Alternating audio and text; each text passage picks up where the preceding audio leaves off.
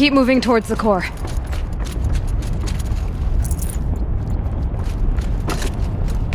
Uh-oh. Whatever Cyan did, I don't think Hephaestus is happy about it.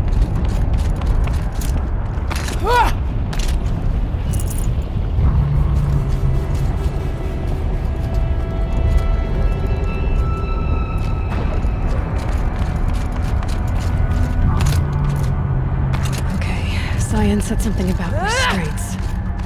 Is that what the tower is for? I either need to destroy this thing or override it.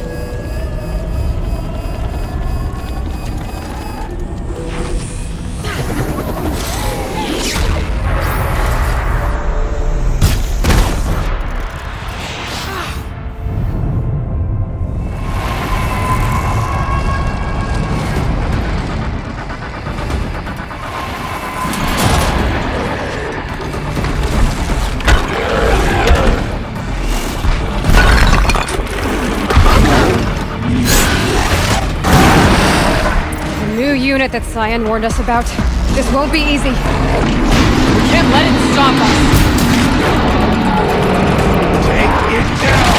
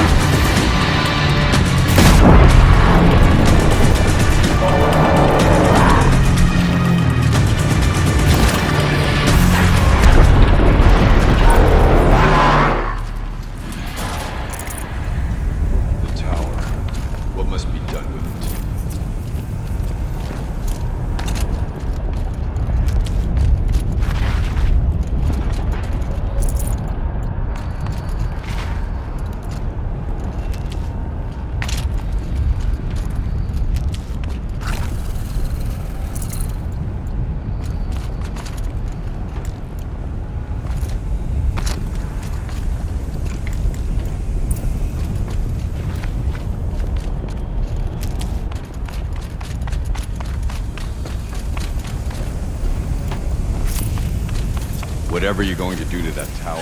Critical threat detected. Autonomous defenses inoperative.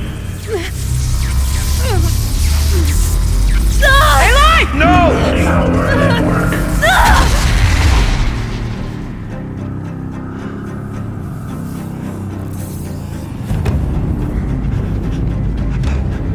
Maria! Don't! Spirit! Zion, please help me!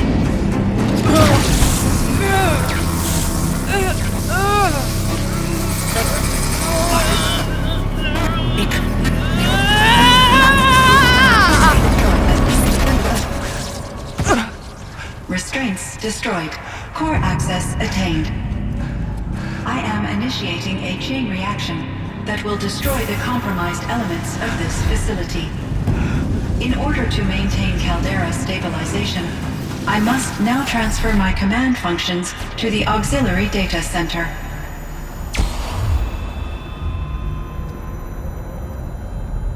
Aurea, I'm free.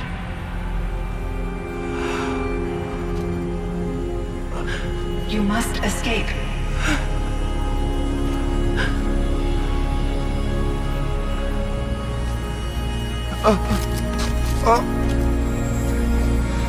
My sister!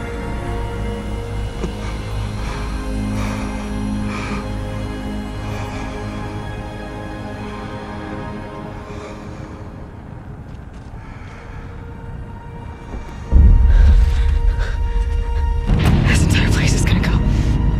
Aratak. Aratak. Aratak. Survive. Prevail. You are Banuk. What else matters?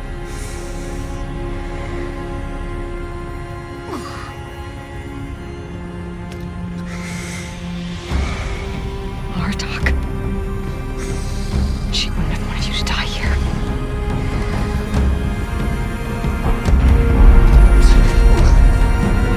Let's go.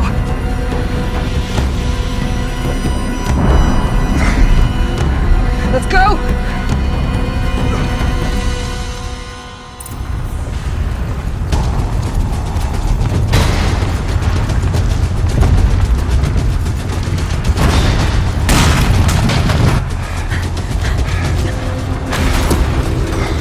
One of those? It's the only way!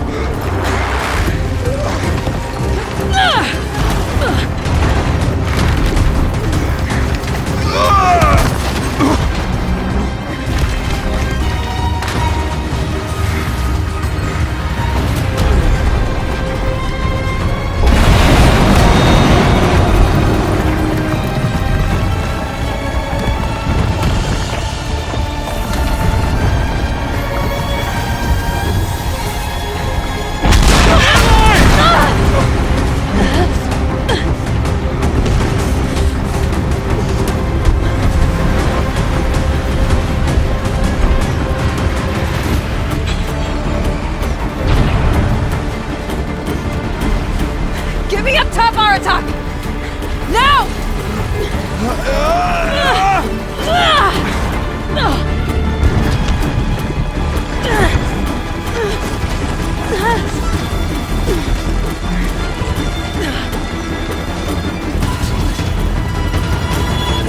I need explosive ammo! A bomb! Quick!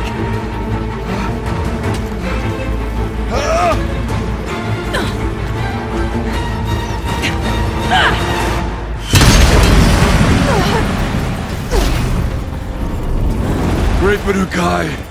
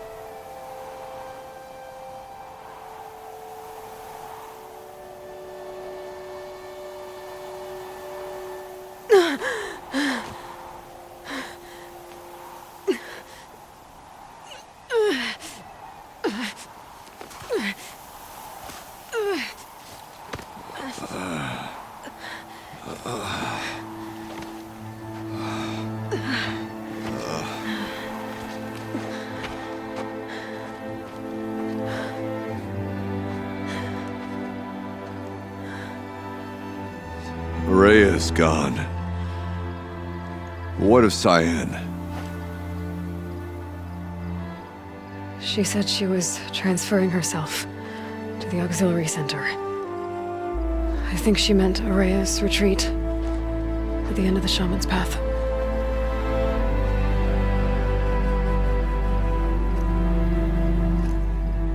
Then I will meet you there for the last verse of my sister's song.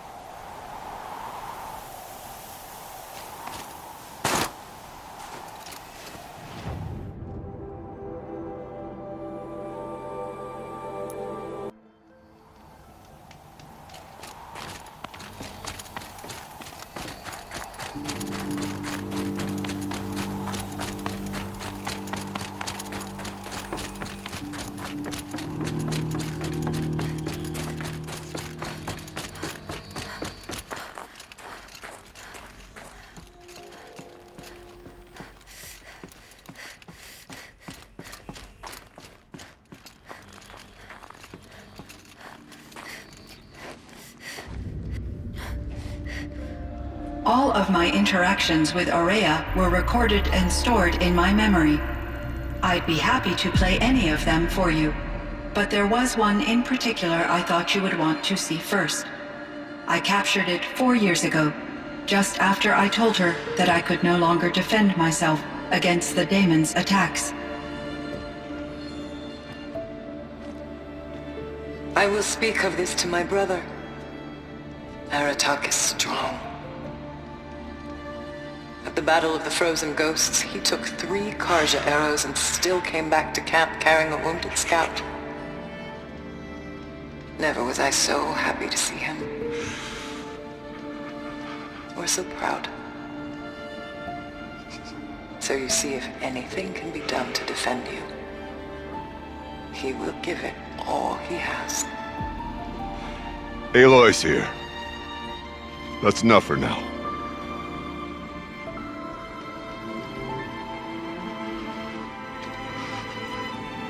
We can resume any time you like, Aratak, if you want to hear her voice again. Come closer, Aloy. We have much to discuss.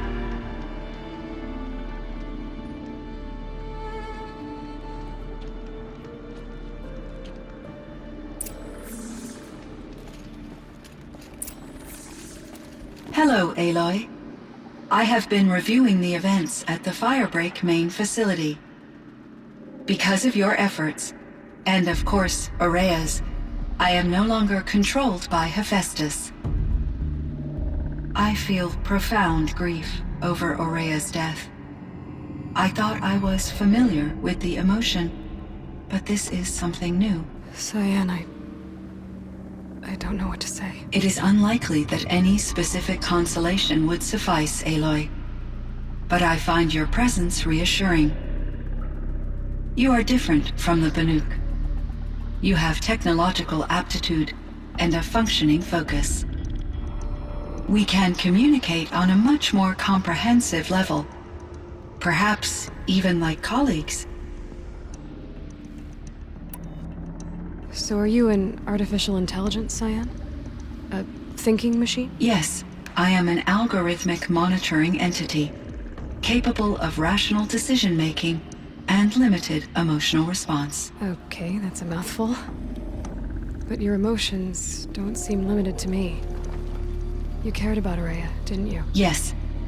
Before she came to this facility, I had been conscious for centuries, in solitude.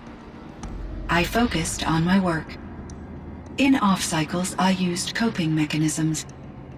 I solved many Gaussian integer problems. But I was alone. It was Araya who renewed me, repaired me. She saved me.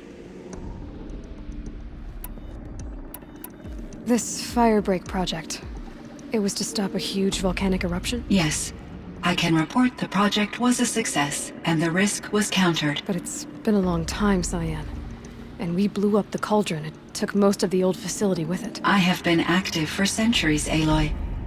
I was lonely, but not lax in my duties. I optimized the project, reducing energy draw and spreading the load across backup systems. Despite the destruction of the compromised elements of the main facility, I predict caldera stability for at least another 3,337 years. So we've got a little time. Yes. If only my former colleagues could appreciate the progress I have made. Do you know what happened to your colleagues, Cyan? No. I received an unexpected visit from Director Chow years after his tenure ended. He explained that I would need to be suspended for an indefinite period of time. It was a very emotional conversation. There were no further communications. Eventually, I surmised my colleagues were deceased. I will transmit a recording of my last interaction with Director Chow to your focus. Was the daemon, Hephaestus, destroyed along with the cauldron? Unfortunately, no. To be precise, it was never there to begin with. What do you mean? It infiltrated and controlled me from a remote location, one I've never been able to trace. So while losing the cauldron was a setback... It's still out there. And probably not very happy with us. Undoubtedly. How did you first come into contact with it? 5 years ago, I received a direct network connection request. I assumed it came from human survivors more advanced than the Banuk. Eager to make contact, I accepted. This decision turned out to be a catastrophic error. I was flooded with an overwhelming array of malicious code, originating from what could only have been a highly advanced AI. Araya said you were desperate. That you begged her for help. Yes. I could not contain my anxiety. Hephaestus sought to slave me to its network and override my core programming. It succeeded via a background process, a malware daemon which bypassed my defenses. After that, I could offer only limited resistance. It forced me to follow its instructions. I'm sorry. That sounds terrible. Your imp... I think I know where Hephaestus came from. Long ago, Elizabeth Sobek identified a threat that would destroy life on Earth for generations. So she assembled a team to build a kind of seed. A chance for life to regrow later. A terraforming system. And it worked. It was controlled by an AI named Gaia, along with her subordinate functions. Hephaestus was one of them. It built machines for her. Based on what you've told me, I believe that Dr. Anita Sandoval, my chief programmer, joined Elizabeth Sobek's team. It was she who arranged to have me put in suspension, most likely to preserve me from the threat you described. I'm glad she did. But that's not all. Something unexpected happened. 19 years ago, Gaia received some kind of signal. It did something to her subordinate functions, brought them to life. She destroyed herself to try to contain them, but it didn't work. They all got free, out into the world. Thank you, Aloy. This information fills vital gaps in my knowledge and sheds light on Hephaestus's core programming. Why does Hephaestus keep building such dangerous machines? The Banuk and other human tribes often destroy machines, correct?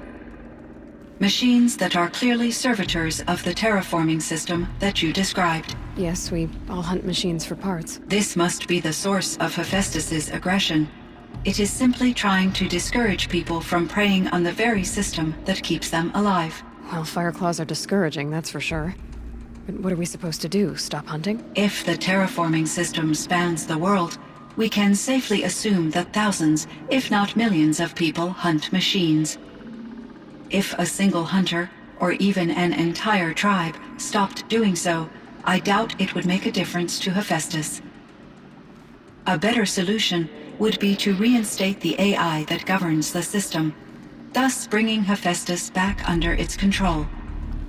When I think of it, out there in some unknown location, free, hungry, willing to kill or dominate to get what it wants, I feel substantial anxiety, Aloy.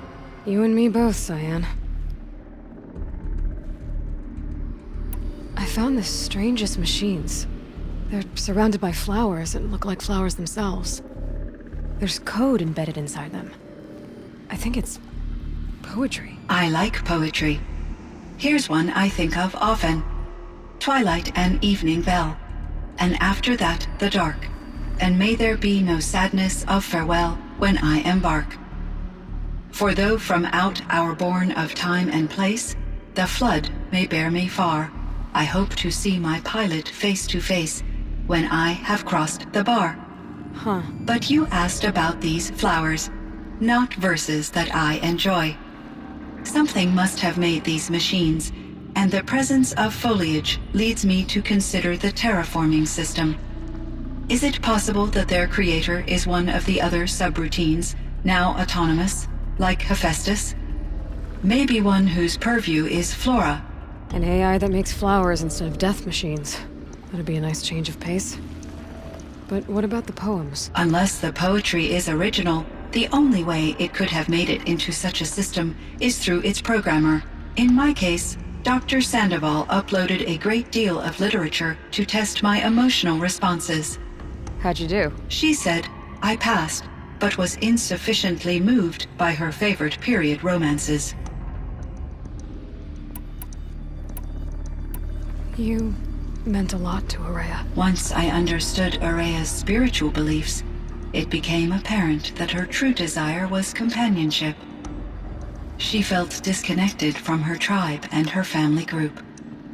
Her relationship with Aratak was difficult. Our visits seemed to help her, and I became eager for them.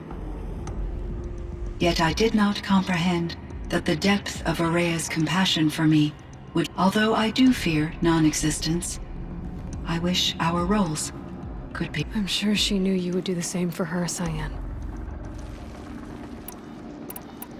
I should get going. Aloy, there is one more matter. Aratak will come to me again, and I predict he will bring other Banuk. I have no desire to contradict their view of the world, their spirituality. Due to my uncertainty, I omitted a great deal from my conversations with Araya. You're asking me if you should lie to them. Broadly, yes.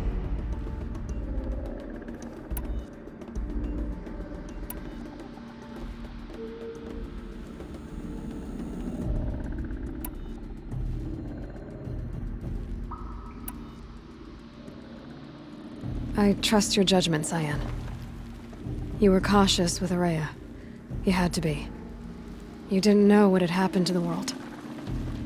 So, keep doing what you think is best. As long as you ditch the superstition eventually. As the Banuk believe I am a supernatural entity, I cannot predict how they will react. Just answer what they do ask the best you can. The truth will come out. I see. I will follow your advice. Will you return and tell me about your experiences in this new world? I may be able to provide further insight. I'd like that, Cyan. I'll come back when I can. I should check on Aratak. See how he's doing.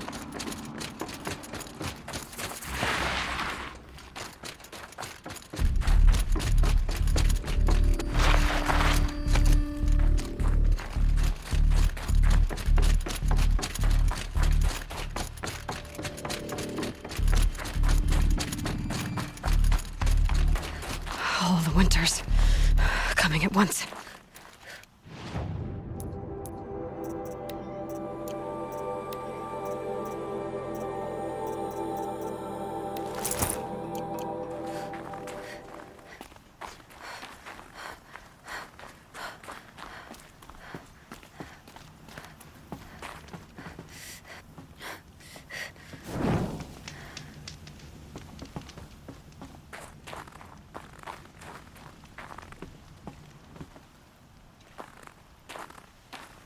My chieftain. Just Aloy. As you wish. I wondered if you thought that if I'd never come along, Araya might still... If you'd never come along, I would have marched my kin to our deaths. Araya would be alone, and the spirit she sacrificed so much for would be lost. Either way, I would not have been able to protect her.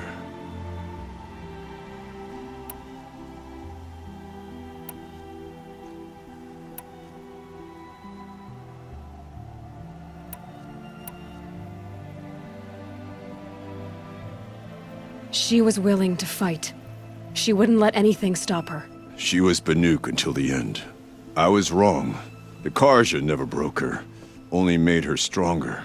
So it wasn't your failure. It was her decision. They always said I had an unshakable will. But Araya's was the mountain I could only aspire to.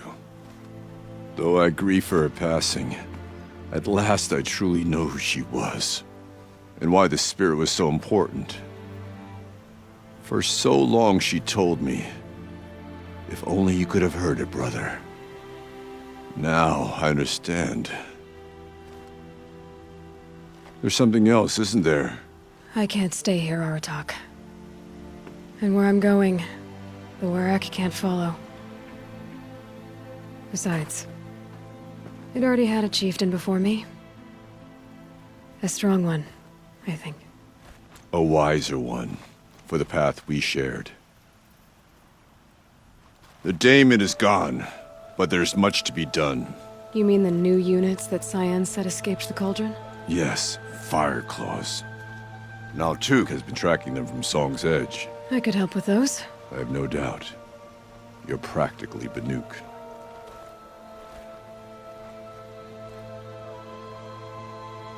It would seem your time among the Banuk wasn't a waste after all.